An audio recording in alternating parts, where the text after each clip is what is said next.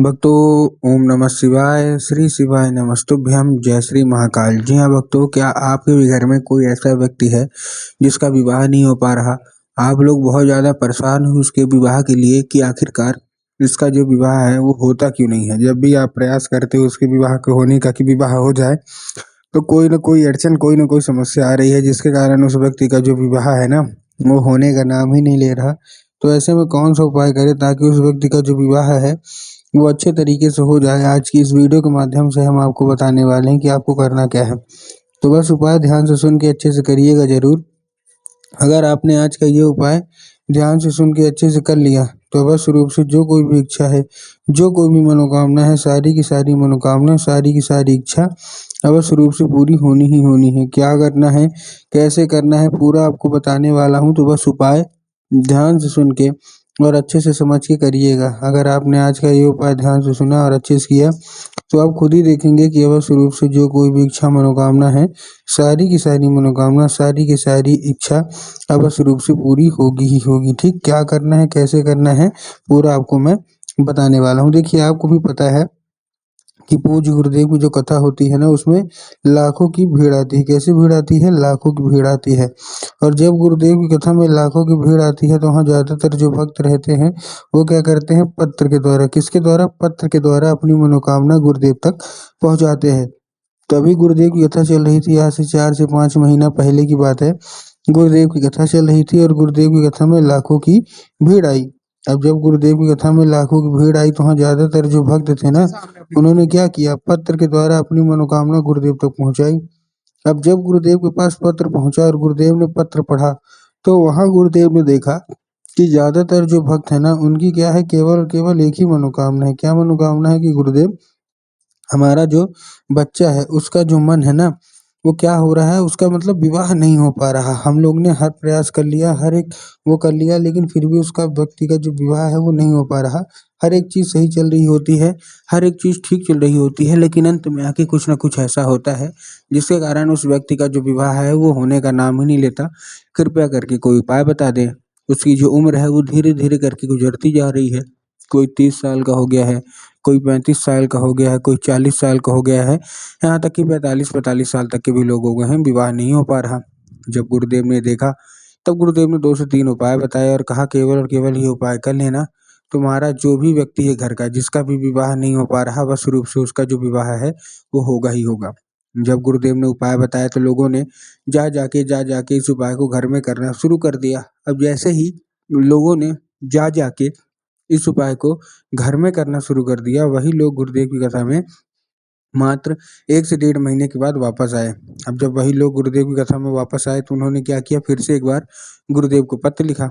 लेकिन ये वाला जो पत्र था ना, ये गुरुदेव को धन्यवाद के रूप में पत्र था कि गुरुदेव धन्य हो आपका, आपके द्वारा बताया गया उपाय हमने कर लिया है। हमारी सारी की सारी इच्छा, सारी की सारी मनोकामना पूरी हो गई है। हमारे घर का जो व्यक्ति था, किसी का लड़का, किसी का लड़की, जिनका विवाह नहीं हो पा रहा था, इनका विवाह भी पक्का हो गया है।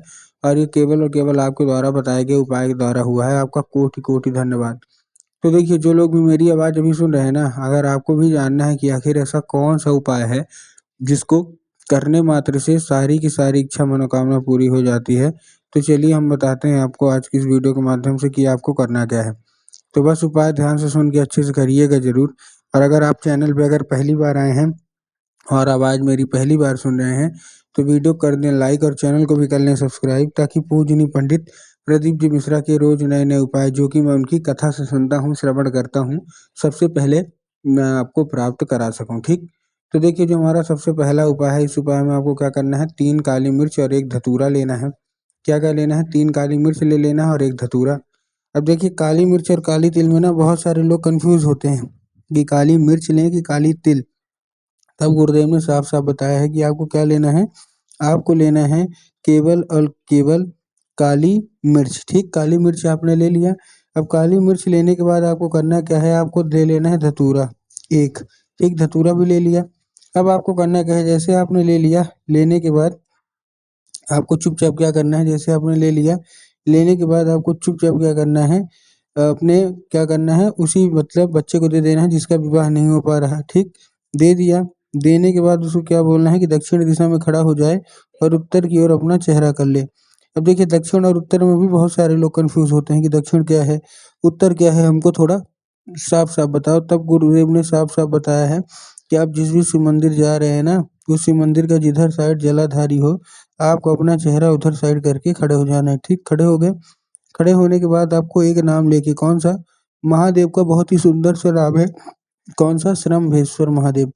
तो बस आपको श्रम्भेश्वर महादेव का नाम लेके उन्हीं का स्मरण करके आपको चुपचाप क्या कर देना है, आपको अर्पित कर देना है बस। पूज्य गुरुदेव कहते हैं कि अगर आपने श्रम्भेश्वर महादेव का ये उपाय कर लिया, तो अवश्य रूप से जो कोई भी इच्छा मनोकामना है, वो अवश्य रूप से पूरी होगी ही होगी, ठीक है? ये था कौन-सा? ये था हमारा पहला उपाय। अब हम चलते हैं अपने दूसरे उपाय की ओर। अब देखिए जो हमारा दूसरा उपाय है, इस उपाय में आपको करना क्या है, जो हमारा दूसरा उपाय है, इस उपाय में आपको 11 लाल फूल लेने हैं। कितने? 11। देखिए जब आप 11 लाल फूल लेंगे तब आपको ध्यान रखना है कि जो फूल है ना वो कहीं से भी कटा-फटा या खंडित नहीं होना चाहिए, पहली चीज़ आपको ये ध्यान रखना है। और दूसरी बात जो फूल है, वो फूल कहीं से भी खराब या बेकार नहीं होना चाहिए और एक किस्म का होना चाहिए, ये भी ध्यान रखना है। एक किस्म का मतलब अगर गुलाब को ले रहे हैं तो केवल गुलाब को लीजिए।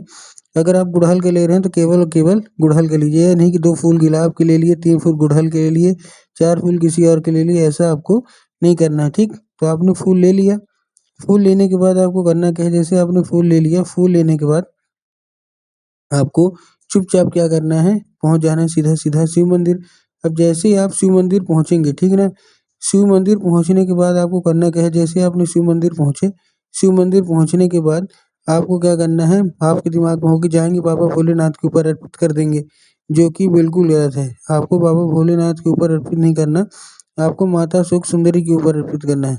अब देखिए जिसको पता है कि माता सुख सुंदरी की जगह कहाँ होती है, उनका तो ठीक, लेकिन बहुत सारे ऐसे लोग हैं जिनको यही नहीं पता कि माता सुख सुंदरी की जगह कहाँ होती है। तब गुरुदेव ने साफ-साफ बताया है कि जो जलाधारी है शिव मंदिर की, जलाधारी के बिल्कुल बीचों-बीच उनकी जगह होती है। तो बस आपको करना क्या है, जलाधारी के बिल्कुल बीचों-बीच आपको चुपचाप क्या कर देना है, आपको अर्पित करवा देना है बस। पूज्य गुरुदेव कहते हैं कि अगर आपने ऐसा कर लिया, तो अवश्य रूप से जो कोई भी इच्छा आप मानोगे और जिनका भी विवाह नहीं हो पा रहा, उनका जो विवाह है ना, वो भी अवश्य रूप से पूरी तरह होगा ही होगा। तो बस आपको ये उपाय ध्यान से कर लेना है और आप जो कोई भी इच्छा माँगना चाहते हो, अगर आपका विवाह नहीं हो रहा काफ़ी समय से और आप लगे हुए हो कि विवाह हो जाए, तो ये उपाय करने से विवाह भी होगा। लाखों लोगों का, लगभग-लगभग 10 लाख लोगों का ये उपाय करने से मनोकामना पूरी हुई है। तो उम्मीद करता हूँ आज के जितने भी मैंने आपको उपाय बताए सारे के सारे समझ में आ गए होंगे, सारे के सारे उपाय अच्छे लगे होंगे।